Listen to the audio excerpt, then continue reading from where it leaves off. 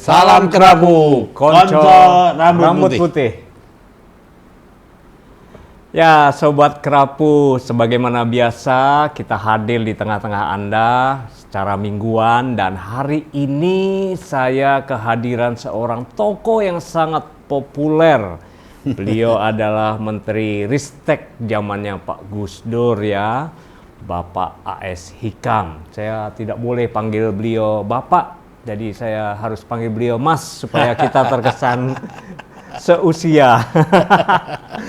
Tapi yang menarik dari beliau ini adalah kalau dulu beliau banyak bicara tentang riset, teknologi terkait dengan perkembangan di Indonesia, sekarang beliau juga ternyata memperhatikan begitu banyak dunia politik di dalam negeri kita. Sampai-sampai beliau itu kaget betul apa yang terjadi dengan dinamika politik di Republik kita.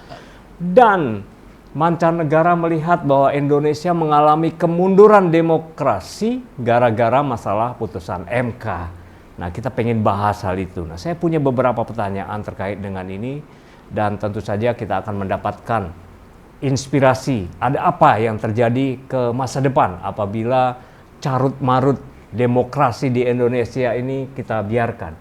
Prof, menurut pendapat jenengan, Mas A.S. Hikam yang jagoan tentang riset dan teknologi zaman itu, tapi sekarang jenengan merasa prihatin terkait dengan dunia politik di Indonesia. Apa yang jenengan rasakan, Prof? Ya, Mas Danang yang saya hormati, terima kasih atas undangannya di Kerapu TV. Sebetulnya saya sejak dulu memang pemerhati politik, bahkan mengklaim sebagai seorang pengamat politik. Karena luar biasa. Background pendidikan saya dapat PhD dan master degree di ilmu politik. PhD dan master degree-nya di ilmu politik. Menulis berbagai buku yang terkait dengan masalah politik, terutama dinamika masyarakat sipil di Indonesia ketika zaman Orde Baru. Buku saya yang terakhir, disertasi saya yang sudah diterbitkan, sudah diterbitkan dalam bahasa Inggris, yang dalam bahasa Indonesia sedang dalam proses, insya Allah beberapa waktu yang akan datang. Nah, kalau tadi dipertanyakan mengenai bagaimana pendapat saya mengenai perkembangan atau dinamika politik, memang saya harus jujur mengatakan bahwa in a nutshell, di dalam satu kata yang singkat, memang sering dikatakan bahwa kita tidak sedang baik-baik saja. Sakit. Nah, kita tidak sedang baik-baik saja itu bukan hanya dirasakan oleh kita yang ada di dalam negeri, warga negara Indonesia, elit Indonesia, kemudian masyarakat di bawah di Indonesia, tapi juga dirasakan oleh mereka yang ada di masyarakat internasional, termasuk tentu saja yang paling gampang kita deteksi adalah apa yang ada di media-media internasional seperti majalah Time, Guardian, Handelsblad dan sebagainya. Nah, kenapa bisa begitu? Ya karena ada semacam kekecewaan ya, penurunan dari harapan mereka, karena pada waktu Pak Jokowi 10 tahun yang lalu memegang kekuasaan di Indonesia ini, optimisme betul-betul bagus, naik, karena Indonesia betul-betul berhasil di dalam rangka melakukan proses redemokratisasi dari negara yang otoriter kemudian menjadi negara yang demokratis, konstitusional. Dan dia Presiden Jokowi juga dicintai oleh masyarakat dunia, sampai Pak Arab Saudi membuat nama jalan Jokowi. Iya, Pak Jokowi ini kan satu kasus di mana civilian leaders yang munculnya juga dari grassroots, dari bawah, masyarakat biasa ya, muncul dari bawah dan kemudian berhasil sampai di pucuk pimpinan negara ini, the highest office in the land, ya, yang namanya presiden, yang bukan hanya kepala pemerintahan tapi juga kepala negara.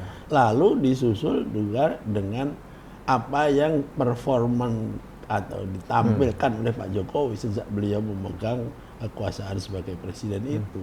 Beliau berhasil menyatukan berbagai macam kekuatan politik dan dapat dukungan yang sangat luar biasa dari masyarakat sipil, dan kemudian di luar negeri juga nama beliau kemudian sangat dikenal sebagai orang yang memberikan banyak harapan. Bahkan Time mengatakan hopes, ya, seperti yang pernah diberikan kepada Obama. Ya, the hopes. Ya, the hopes sebagai harapan. Nah, berjalannya Jadi waktu. Time sebenarnya pada waktu itu menyejajarkan antara Jokowi dengan Barack Obama, Barack ya. Obama, ya mungkin ya, saya tidak tahu, tapi kata-kata itu sendiri menunjukkan betapa harapannya begitu besar. Nah, berjalannya waktu ternyata kemudian ada semacam setback. Nah, setback ini justru terjadi ketika beliau berada pada periode kedua pemerintahannya. Nah, yang menjadi semacam landmark dari setback ini tentu saja adalah ketika muncul isu-isu dan praksis keinginan yang kemudian dikatakan ini keinginan dari Pak Jokowi atau para pendukungnya agar beliau bisa memperpanjang jabatan 3 tahun lagi sebagai presiden, dan kemudian menunda pemilu. Dan kemudian yang puncaknya adalah ketika upaya-upaya itu tidak berhasil, kemudian malah kemudian ada satu yang paling mengejutkan, yaitu ketika MK dipakai di dalam rangka rekayasa politik agar supaya putra beliau Gibran Rakabuming itu bisa menjadi bakal calon wakil presiden dari salah satu kontestan. Nah, kenapa MK kemudian bisa begitu? Ternyata menurut para pakar hukum dan para ahli hukum tata negara, ya karena ada semacam collusion, ada kolusi kekuasaan yang intentionnya tidak lain adalah agar supaya kekuasaan ini bisa dijadikan alat sebagai proksi dari kekuasaan Pak Jokowi yang tadi ternyata masih belum berhasil untuk melakukan perpanjangan. Nah, itulah yang kemudian dianggap suatu threshold dari kekecewaan dari banyak orang, bukan hanya di dalam negeri dan tapi juga di luar negeri. Nah, itulah yang kemudian disebut sebagai setback atau bahkan defisit demokrasi. Dan bahkan di di Time atau di mana itu dikatakan sebagai contoh rusaknya demokrasi. Contoh rusaknya demokrasi. Betul. Karena intervensi kekuasaan karena melalui yudikatif, ya. Iya, berubah begitu drastis seolah-olah dari panas menjadi beku begitu. Panas langsung ke beku. Nggak dingin dulu langsung beku. Terus bagaimana tanggapan Prof? Kenapa DPR tampaknya juga relatif diam-diam aja tuh, padahal peran dan kewenangan DPR dalam rangka legislatif positif legislation mengeluarkan peraturan kayaknya diambil alih oleh MK tuh, Prof. Ya, kan MK kalau ultra saya petita melihat katanya. begini, Mas Danang, ya. Sebagai pengamat politik, saya sudah suspek dan bahkan menganalisa bahwa memang sistem politik kita ini pasca Al-Wakhurlah Gus Dur ini terjadi proses semacam decaying di dalam segi sistem. Apa tadi? Decaying itu Decaying. pembusukan. Oh. Gitu. Iya, karena apa? Karena alih-alih ada penguatan sebagai sistem demokrasi konstitusional, ini yang terjadi justru pembalikan menjadi kartelisasi di dalam di dalam politik. Nah, kalau kita lihat salah satu prinsip di dalam demokrasi konstitusional itu di dalam sistem politik itu ada yang namanya pihak atau partai-partai politik yang memang menguasai dan ada pihak lain yang mengontrol atau yang suka disebut sebagai oposisi. Balancing. Ya, tetapi ketika kemudian sistem ini diubah, namanya masih demokrasi, tapi diubah menjadi sistem kartel, maka oposisi itu dianggap sebagai sesuatu yang tidak lagi diperlukan. Semuanya itu nanti pada akhirnya akan mendapat bagian-bagian. Jadi it doesn't matter apakah ada partainya itu menjadi bagian apa pendukung, pengusung dan lain-lainnya atau sebetulnya tidak dalam posisi itu tapi pada akhirnya mendapat juga. Nah, di dalam sistem yang sudah seperti itu maka tidak ada lagi critical mass. I see. Ya, tidak akan ada lagi pertimbangan-pertimbangan kritis yang memungkinkan terjadi checks and balances. Ya. Padahal checks and tidak balances berfungsi. itu merupakan sesuatu yang sangat mendasar, yang sangat kunci di dalam sistem demokratik Trias politika ya. Yaitu di dalam trias politika. Makanya ketika tadi Mas Darang mengatakan kenapa DPR seolah-olah diam, itu bukan seolah-olah lagi, ya memang diam. Kemarin Mas Hinton Pasaribu kayaknya ya kasus-kasus vokal di seperti situ, itu, tapi mic-nya tiba-tiba dimatikan. Nah, atau kasus seperti itu karena ada kepentingan yang sangat khusus dari partai yang bersangkutan. Ya, akhirnya kan kemudian ya itu yang terjadi, kemudian dikeroyok oleh lawan-lawannya. Ya. Padahal apa? Pak Masinton itu adalah dari PDIP, partai yang pendukung utama dari pengusungnya Pak Jokowi. dan pengusung dari Pak Jokowi. Nah, dari situ aja kelihatan bahwa ya orang boleh mengatakan ini menjadi zaman Gus Dur dulu dikatakan waktu mengkritik Orde Baru dinamakan demokrasi seolah-olah, as if demokrasi. Dan nasib seperti itu terjadi di Eropa Timur menjelang terjadi. Oh, pernah terjadi? Iya. Apa yang terjadi di Eropa itu Timur? kan sebetulnya yang membawanya adalah Václav Havel. Ya kan, presiden dari Cekoslovakia pada waktu itu yang menyipati apa yang terjadi di Eropa Timur di bawah rezim otoriter. Jadi mereka hanya melakukan atau menggunakan demokrasi itu seolah-olah demokrasi, ada DPR, ada presiden, tapi nggak bekerja. Ya seperti sekarang ini orang mengatakan bahwa seolah-olah Indonesia itu demokrasi, ada DPR-nya, ada MPR-nya, ada DPD-nya, ada kementeriannya dan lain sebagainya. Tetapi semuanya itu kemudian bisa dipermainkan sedemikian rupa sehingga sebetulnya bukan demokrasi Sebenarnya lagi. bukan. Nah, contoh yang paling akbar dan terakhir itu adalah bagaimana MK, Majelis Konstitusi, kemudian sekarang ini ya diejek menjadi Majelis Keluarga, Mahkamah Keluarga. Ya, dari Mahkamah Konstitusi menjadi Mahkamah Keluarga itu kan suatu degradasi yang luar biasa. Kenapa? Ya karena kemudian terjadi abuse of power, penyalahgunaan kekuasaan yang dilakukan oleh ketuanya sendiri melalui apa yang disebut sebagai tudingan terjadinya kolusi dengan presiden dalam soal Gibran Rakabuming. Nah, sekarang kasus ini sedang ditangani oleh Majelis Kehormatan MK. Tapi bisakah terarah begitu kepada presiden, Prof? Sementara kata berita itu justru yang berkoneksi erat dengan MK adalah Menteri Sekretaris Negara gitu.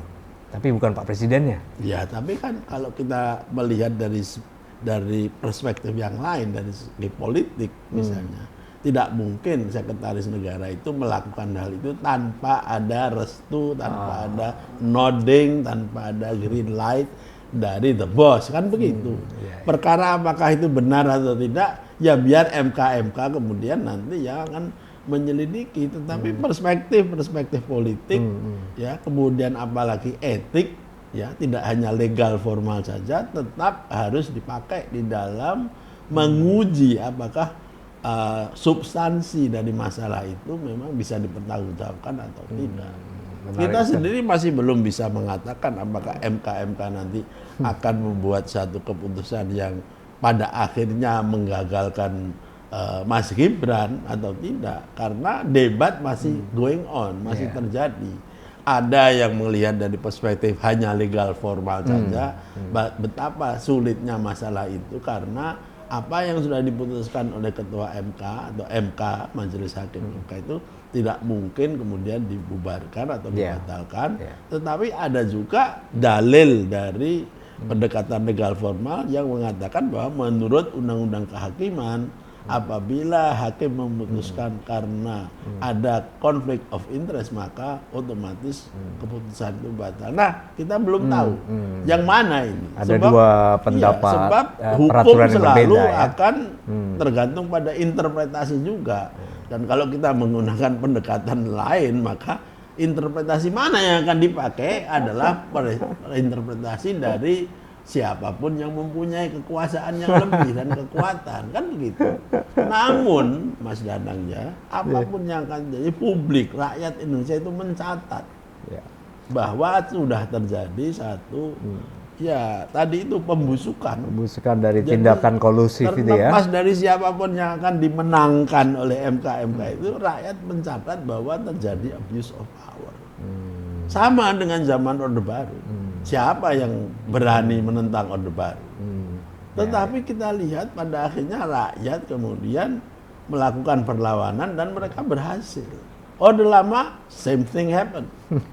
Nah, jadi jangan terlalu berharap bahwa karena legitimasi legal formal oleh para politisi, oleh para pembuat hukum, legislature dan lain sebagainya sudah seolah-olah terjamin, kemudian tidak akan terjadi apa-apa. Tapi seolah-olah ini juga menarik, Pak Hikam, karena misalnya aktor-aktor seperti Adian Napitupulu, dia juga bicara bahwa terang-terangan di publik yang dikutip oleh banyak media bahwa ya seorang Adian yang mana fungsionaris dan tokoh dari PDIP juga menyesalkan move politik yang dilakukan Pak Jokowi. Tapi tampaknya Ibu Puan santai-santai aja tuh. Ya, itu kan namanya politik, Mas Danang. Ya, politik kan tentu saja ada apa yang disebut front stage, ada yang disebut backstage. Yang kadang-kadang rakyat yang umum ya, jangankan rakyat, pengamat juga kadang-kadang bisa dibuat bingung kalau mereka tidak meneliti dan menginvestigasi pola-pola semacam ini. Ya, jangan-jangan sudah diatur ya, lu bicara apa deh? Tidak ada sesuatu yang kebetulan di dalam politik. Oh, iya kan? Gimana tuh? Kalau kita melihat politik sebagai stage, sebagai panggung tadi, kan aktornya macam-macam. Aktor yang kita anggap sebagai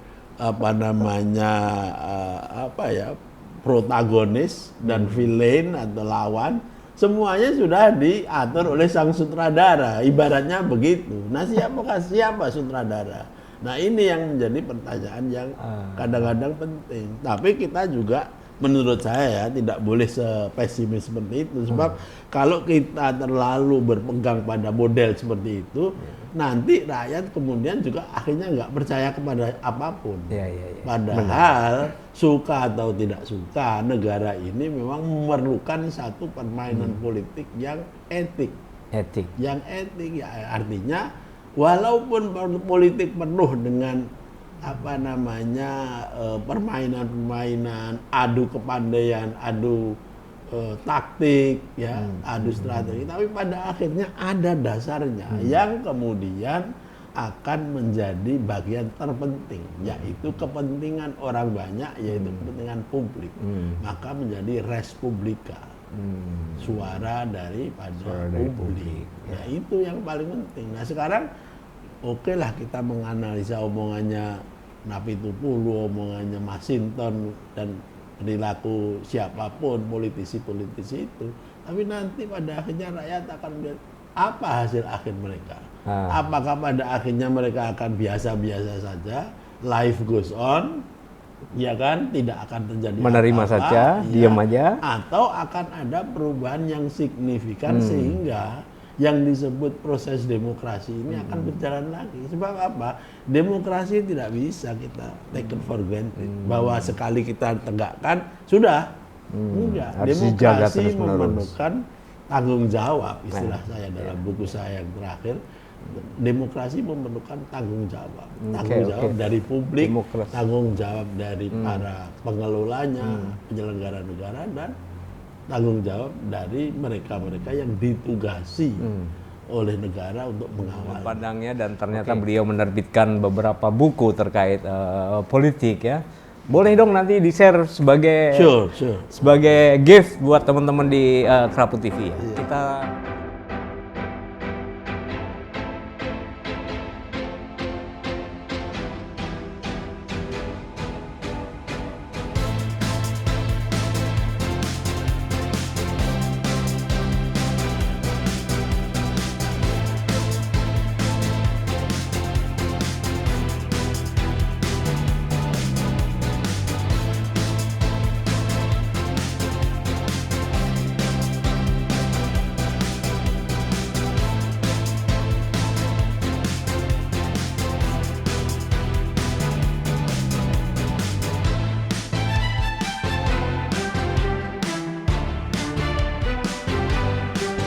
kira-kira ada apa sih di balik hubungan Pak Jokowi dengan Ibu Mega nih? Tampaknya beliau berdua ini adem ayem wae, tapi terlihat juga bahwa Bu Mega tidak setuju dengan proses pengajuan katanya diajukan oleh Pak Jokowi melalui Mas Bahlil, Menteri Investasi untuk 3 periode apa segala macam itu, atau perpanjangan 2,5 tahun atau karena kasus-kasus COVID pada waktu itu. Tapi kata sumber di dalam partai, tampaknya Mbak Puan bilang enggak kok, nggak pernah ada pengajuan. Tapi ternyata Mas Hasto sampaikan ada pengajuan melalui Pak Bahlil, ya kan? Tapi Bu Mega tampaknya tidak setuju. Nah, kira-kira apa di balik itu, Pak Hikam? Kenapa begitu tajam nih mulainya pertentangan antara Pak Jokowi dengan Bu Mega atau partai PDI Perjuangan? PDIP nggak boleh disebut begitu, PDI Perjuangan gitu katanya. Apa yang Pak Hikam melihat situasi ini? Ya, saya kira awal pertanyaannya Mas Dirang itu yang menurut saya penting sekali, yaitu apa kira-kira pandangan saya. Nah, kata kira-kira inilah yang menurut saya penting, karena kalau kita mencari the truth dengan T besar, itu truth, biar para sejarawan nanti yang menulis. Karena akan banyak sekali analisis mengenai kira-kira yang paling benar alasan apa. Nah, saya sebagai pengamat politik tentu menggunakan perspektif politik, ya. Kenapa ada konflik antara Pak Jokowi dengan Ibu Mega dan kemudian atau partainya lah untuk melibatkan PDIP dan juga pendukung-pendukung Pak Jokowi. Nah, kalau dari perspektif itu ya Mas ya, saya melihat ini bisa dianggap sebagai satu bukti bahwa memang apa yang disebut sebagai power tends to corrupt itu bukan sesuatu yang di atas awan, tapi itu memang kalau tidak di-manage dengan baik itu memang bisa terjadi kepada siapapun. Doesn't matter apakah orang itu awalnya jelek atau awalnya baik atau setengah baik. Tetapi kalau sudah kasinungan atau mendapat kekuasaan, itu you better be careful. Nah, ini yang terjadi juga ketika ada ya persinggungan kekuasaan antara Pak Jokowi dengan Bu Mega. Kita semua tahu bahwa kalau dilihat secara genealogis atau genealogi dari kekuasaan orang ini kan terjadi pembagian kekuasaan yang sangat bagus. Yang satu adalah orang atau tokoh yang mempunyai kapasitas yang luar biasa untuk menjadi pemimpin, ya. Tetapi beliau tidak mempunyai basis dukungan yang penting, yaitu partai politik. Apa maksud Pak Hikam? Pak Jokowi bukan ketua partai, bukan sehingga cuma dia itu, tidak tapi bisa juga tidak punya basis partai politik. Padahal untuk menjadi itu diperlukan sehebat apapun, malaikat pun, kalau Anda tidak mempunyai dukungan partai politik, no way untuk jadi sesuatu yang sampai pada titik presidensial. Nah, di sini yang mempunyai adalah Bu Mega dengan Partai Demokrasi Indonesia Perjuangan, yang bukan saja merupakan partai terbesar di Indonesia, tetapi sudah terbukti menjadi kekuatan politik yang formidable untuk beberapa tahun. Nah, ketika dua kekuatan ini, kekuasaan modal sebagai orang tokoh yang hebat, calon pemimpin, dengan kekuatan real dukungan politik partai menjadi satu dan baik-baik saja, maka terbuhullah satu kekuatan yang akhirnya memunculkan seorang presiden yang juga luar biasa, yang muncul dari humble background, ya, mempunyai integritas yang bagus, mempunyai kualitas yang diakui internasional dan lain sebagainya, yang didukung oleh partai yang juga real, mempunyai basis dukungan di seluruh Nusantara, ya, dan dipimpin oleh Ibu Megawati. So far, it's so good. Tetapi tadi itu power tends to corrupt tadi muncul. Nah, kenapa itu bisa muncul? Ya macam-macam. Makanya penjelasan misalnya adanya keinginan Pak Jokowi untuk extending ya his office term, itu kan juga salah satu keinginan yang bisa dipakai sebagai penjelasan. Atau yang kedua, mungkin ada juga ya bisikan-bisikan dari orang dekat dari Pak Jokowi untuk kemudian Pak Jokowi Anda bisa melakukan ini loh secara legal formal, jangan khawatir, kita akan bisa melakukan ini juga konstitusional. Sebab at least di teman-teman saya, di antara mereka yang menjadi anggota WAG yang di mana saya ikut, ada yang insist bahwa persoalan extending term itu secara konstitusional bisa dipertahankan, misalnya dengan cara mengamandemen konstitusi. Coba amandemen lagi? Iya, tapi ada setuju atau tidak bahwa itu menurut orang-orang itu adalah legal dan memungkinkan. Nah, siapa yang bisa menjamin bahwa kata-kata seperti kayak begini tidak masuk di telinga Pak Jokowi? Kan bisa. Itu alasan yang kedua. Alasan yang ketiga, mungkin ini soal psikologi, Mas. Bahwa Pak Jokowi itu pada akhirnya juga melihat bahwa kekuasaan beliau ya yang kemudian harus tetap tergantung atau berbagi dengan PDI Perjuangan ini, terutama kepada Ibu Mega, dirasa mungkin makin lama makin menyesakkan. Apalagi dengan satu judul yang saya pun tidak setuju, yaitu sebagai petugas partai. Ini psikologis loh, saya tidak bisa membuktikan. Terkesan menghina ya? Bukan menghina, tetapi ini beban psikologi dan mungkin juga ada benarnya juga. Kenapa saya mengatakan begitu? Karena legasi Pak Jokowi sebagai seorang tokoh dan presiden, nanti setelah beliau tidak jadi, kalau dianggap sebagai presiden Indonesia yang pertama yang dianggap cuma petugas partai, coba bagaimana rasanya? Ya ini tentu adalah pikiran saya, tetapi jangan diabaikan yang namanya dampak psikologis dan kultural ini.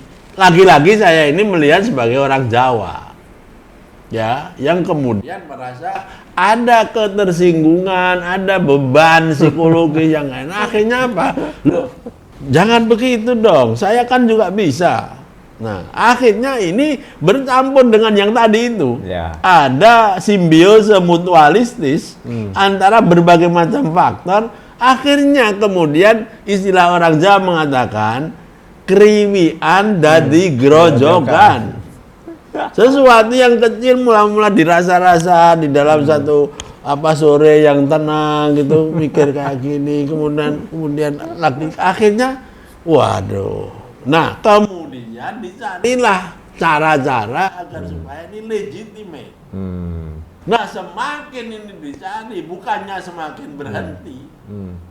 Sementara Bu Mega ketika melihat situasi ini terjadi, maka beliau juga ingin agar supaya ini tidak terjadi. Karena beliau ini dikenal sebagai orang yang konsisten terhadap aturan. Sebagai seorang yang pernah meneliti tentang Bu Megawati ketika beliau melawan rezim Soeharto. Bu Mega itu adalah orang yang sangat korek di dalam urusan yang terkait dengan aturan main konstitusional. Orang yang sangat taat konstitusi. Iya, menurut saya ya. Jadi Bu Mega pada akhirnya juga menemukan bahwa ini harus di stop. Nah, karena tidak ada resolusi yang benar, maka pada akhirnya ya ini dimanfaatkan oleh mereka-mereka yang menjadi stakeholder dari politik seperti ini. Makanya di dalam tulisan saya yang terakhir di dalam Facebook saya menghimbau kalangan masyarakat sipil, terutama jalan cendekiawan, bahwa ini dibantu mencari solusi agar konflik ini tidak menjadi krisis. Sebab ini bisa loh Mas jadi krisis. Kenapa? Karena baik Bu Mega, apalagi Bu Mega ya, baik Bu Mega maupun Pak Jokowi itu masing-masing sekarang mempunyai pendukung-pendukung yang juga fanatik. kita belum tahu sampai di mana fanatiknya ya. Yang jelas kalau Bu Mega udah terbukti di dalam sejarah tentang fanatisme pendukung-pendukung Banteng merah, tidak cengeng. PDIP dan juga track record sejarah Bu Mega sebagai seorang pemimpin. Nah ini kalau terjadi collusion dalam pengertian tabrakan, maka yang terjadi ada krisis. Sekarang saja Pak Jokowi sudah mengalami krisis legitimasi di dalam legal formal, misalnya soal KPK, soal menurunnya reputasi KPK, itu semua masuk ke dalam ranah eksekutif loh. Ya, kemudian kalau terjadi lagi krisis legitimasi politik, ya, gara-gara perpecahan dengan Megawati, ini juga akan besar.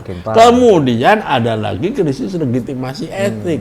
Dan inilah yang sedang boils down di dalam kasus MK ini. Nah, pelajaran yang saya pernah dapat ketika terjadi krisis yang seperti ini, multidimensional crisis, terjadi pada Orde Baru, tiga-tiganya menyatu. Lalu ditambah krisis global, financial, economic system, collapse Orde Baru. Jadi never underestimate each crisis. Kalau masih satu demi satu belum nyampur, mungkin masih bisa dicari cara untuk solusi. Makanya kita sedang mengalami 3 shocking news saat ini ya, terkait MK, terkait KPK, terkait BPK. Ya, exactly. 3 lembaga negara yang sangat korupsi itu besar, luar biasa, betul, untuk menjaga. Tapi ini belum sistemik. Ya. Nah, kalau sistemik itu kalau tiga-tiganya udah menjadi satu, lalu ditambah lagi dengan krisis internasional. Nah, krisis internasional itu bisa jadi ujuk-ujuk delegitimasi terhadap Indonesia dan lain sebagainya. Makanya saya tadi minta solusinya itu adalah bagaimana para cendekiawan Indonesia itu memberikan solusi yang lebih dari sekedar smashing everything menjadi hancur, yaitu apa namanya tadi itu rusak-rusakan kabeh. Iya, minta makzulan. No. Ya, rusak-rusakan semua. Kenapa itu? saya berpikir kayak gitu? Karena saya tidak ingin bahwa Indonesia ini akan selalu menjadi victim dari dirinya sendiri. Seolah-olah orang Indonesia itu bisanya itu mencari solusi kayak Siwa gitu. Apa-apa dihancurkan supaya membangun yang baru gitu. Iya. Siap Pak Hikam, ini luar biasa ya, kita dapat satu inspirasi yang super keren dari pengamat politik Mas A.S. Hikam nih ya. Ternyata kita bisa melihat bahwa ini tidak sekedar yang tampak di permukaan, tapi di balik itu ternyata juga banyak dinamika yang mesti kita ketahui, karena politik itu bukan semuanya berpikir linear, tetapi juga harus berpikir apa tuh namanya, Mas Hikam? Berpikir di balik apa yang terlihat, holistik ya. Oke, kita kembali ke segmen berikutnya, tunggu sebentar.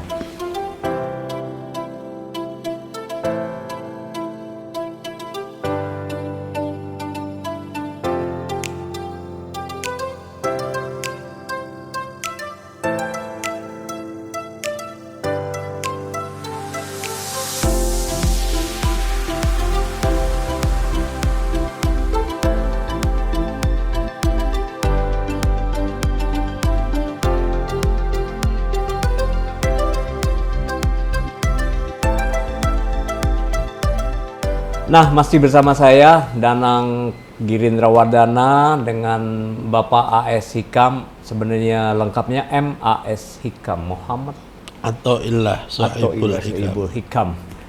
Wow, terlalu panjang, luar biasa ya. Mas Hikam, segmen terakhir. Iya. Bagaimana jenengan melihat solusi dari permasalahan ini dengan adanya Pilpres yang sudah di depan mata, tinggal 100 hari kurang, dan tampaknya 3 paslon sudah berkampanye meskipun garis start belum dibuka oleh KPU. Gimana Mas Hikam melihat 3 paslon ini? Maksudnya preferensi saya? Preferensi Mas Hikam terhadap 3 paslon ini? Iya, gini ya Mas Yahya, ini ya saya harus jujur ya. harus saya bagi sebagai paling tidak ini dua hal. Hal yang pertama, saya sebagai pengamat politik dan saya sebagai pribadi dan warga negara Republik Indonesia. Nah, kalau sebagai Jadi jenengan punya dua kepribadian berbeda gitu. iya. Sebagai pengamat dan sebagai Iya, sebagai pengamat individu. politik tentu saya akan mencoba melihat ya fairness lah, bahwa prinsipnya apapun yang sudah dihasilkan oleh rakyat kita ini adalah the cream of the cream. Jadi Apa itu? calon yang terbaik dari yang terbaik. Ya, jadi memang ya rakyat kita sudah memutuskan ada 3 pasangan yang terbaik. Oleh karena itu selama proses dan substansi pemilihan presiden ini berjalan sesuai dengan aturan, ya itu yang terbaik bagi rakyat Indonesia, tidak boleh ada regret. Ya. Jangan menyesal. Iya, ini merupakan sesuatu yang bagi saya merupakan blessing, bahwa apa yang diperjuangkan oleh reformasi yang saya ya jelek-jelek ya agak ikutlah di dalamnya itu memang berbuah ya. Setelah 20 tahun kita ternyata berhasil melakukan proses apa yang disebut sebagai democratic consolidation. Walaupun tentu ada seperti kritik kita di sana tadi bahwa kita sedang mengalami setback, tapi problem atau proses konsolidasi ini terjadi. Setidak-tidaknya Mas Danang, kita mengalami atau melaksanakan apa yang disebut sebagai formal democracy yang bisa kita pertanggungjawabkan di muka hakim sejarah manapun, bahwa Indonesia pasca reformasi itu masih on the right track, walaupun sekarang kita mengalami ancaman setback. Nah, itu sebagai pengamat politik. Meskipun kita sedang mengalami ancaman setback, tapi kita tetap harus melakukan agenda itu Pilpres, dia. kan? Iya, Apapun yang terjadi dari proses kemarin, agenda Pilpres kita tidak melanjutkan. Karena boleh kita berhenti. sudah melaksanakan yang disebut formal demokrasi menuju suatu democratic consolidation atau konsolidasi politik atau demokrasi, walaupun memang agak lama, tidak seperti yang kita inginkan. Karena kalau kita melihat stage-nya kan, redemokratisasi itu kan dari otoritarisme, kemudian ada masa transisi, kemudian ada masa normalisasi, kemudian ada masa konsolidasi. Masing-masing itu kalau bisa tidak lebih dari 5 tahun.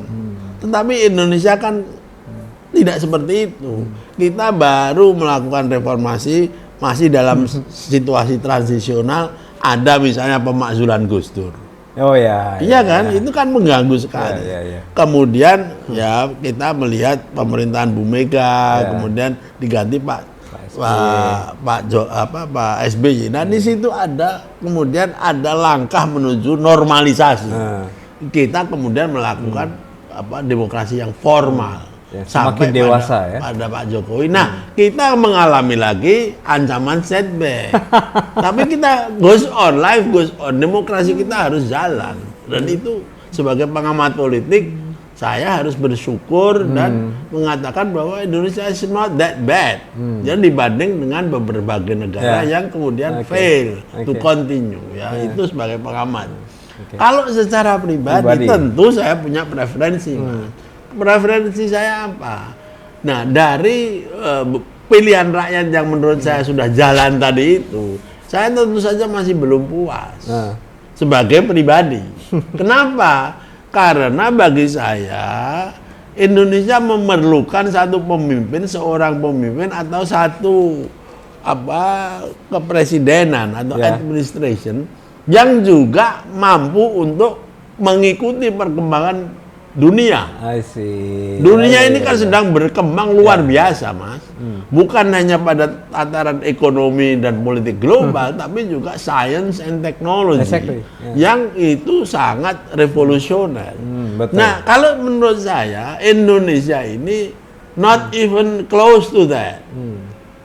Salah satu indikatornya bagaimana? Setelah kita berusia sekian puluh tahun setelah pasca merdeka, Bagaimana Anda menjelaskan warga negara Indonesia termasuk yang IQ-nya itu rendah di seluruh dunia? Termasuk yang rendah. Ya gimana coba?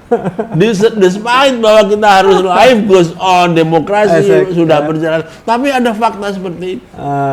Fakta yang lain bahwa ketika ada pengujian terhadap kemampuan aptitude, Indonesia juga kalah. Kalah juga? Iya, coba. Di tingkat global atau ASEAN nih? Ini kan sama dengan kita mengkhianati apa yang diinginkan oleh pada founding fathers, Bung Karno, Bung Hatta, dan lain sebagainya, yang betul-betul menginginkan bahwa Indonesia pasca kemerdekaan itu akan bisa reaching out the peak dari dunia, menjadi pemimpin dunia, bukan hanya politik, tetapi juga the quality of life. Ya artinya apa? Artinya memang ada something wrong di dalam proses membawa Indonesia, dan itu artinya kepemimpinan. Terutama terkait klausul mencerdaskan kehidupan bangsa. Nah oleh sebab itu Mas, secara pribadi, ketika kemudian muncul 3 pasangan ini, terutama presidennya ya, Pak Prabowo, Pak Anies, dan Pak Ganjar, tentu sebagai satu hasil kulminasi pilihan rakyat tadi itu, saya juga harus bangga kan. Tetapi tadi ya, saya pribadi belum. Karena saya menginginkan ada yang lebih, yaitu pribadi yang mampu menjadi penyuara Indonesia dan pembawa Indonesia ini. Nah, konsekuensinya calon yang saya idealkan itu yang juga mempunyai platform perubahan. Tapi apakah perubahan sekedar slogan? Enggak. Sip. Harus saya lihat perubahan yang betul-betul struktural, kualitatif, yang akhirnya menghilangkan yang tadi. Ada kualitas yang jelek itu. Nah, ketika kemudian muncul cawapres, saya kemudian mencoba untuk oke lah, kalau presiden saya tidak puas, jangan-jangan ada cawapres. Dan menurut saya memang ada, ketika saya melihat salah satunya itu namanya Profesor Mahfud MD.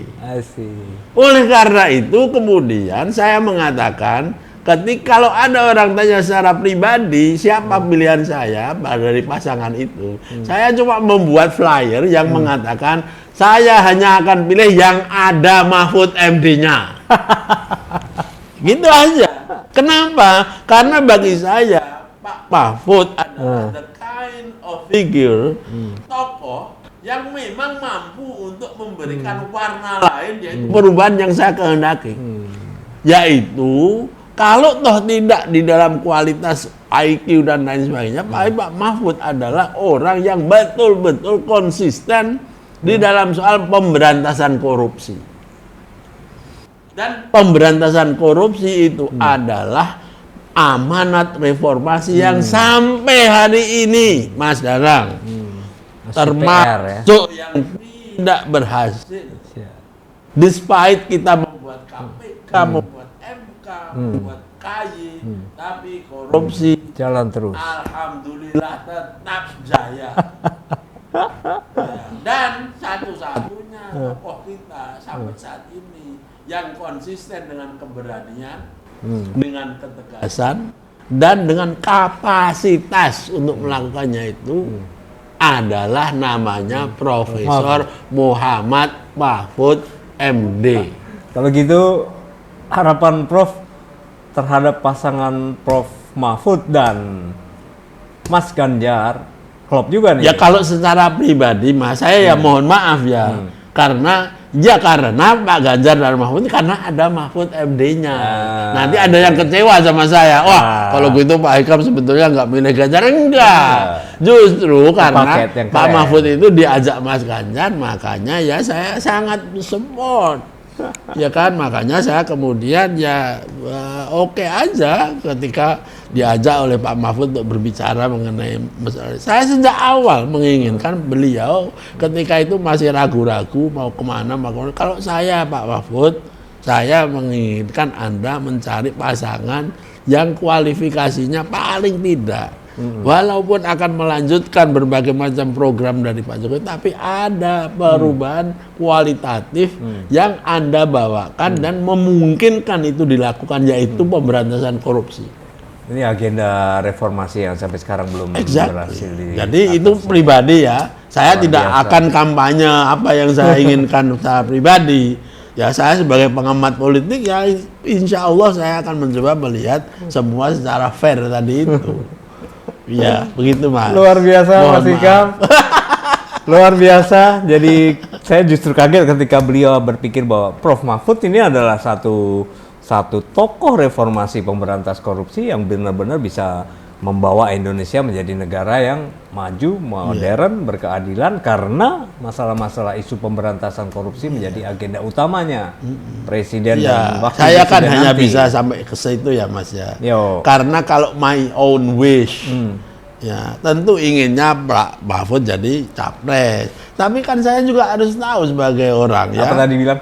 Realistis. Iya, limitnya itu ada. Pak Mahfud nggak punya partai politik, I see. ya kan?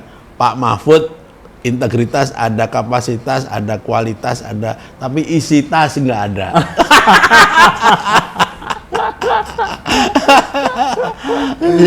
Aduh. Jadi saya realistis dalam pengertian ini, tapi at least saya bisa mempertanggungjawabkan ini di keluarga saya, di anak saya, mungkin nanti di cucu saya, di teman saya, bahwa my own individual responsibility bisa saya pertanggungjawabkan. Jenengan sudah membuat keputusan yang sangat tepat. Oke, terima kasih Mas A.S. Hikam, luar biasa kita mendapatkan begitu banyak pencerahan hari ini dan kami berharap Prof Mahfud dan Mas Ganjar bisa memimpin Republik kita di tahun 2024 dengan segala analisa yang tadi sudah disampaikan oleh Mas A.S. Hikam secara luar biasa. Saya kaget baru dapat narasumber dengan antusiasmenya kayak gini. Sukses Mas Hikam. Kita ketemu lagi di edisi berikutnya. Terima kasih Mas Hikam. Krapu TV, Konco Rambut Putih.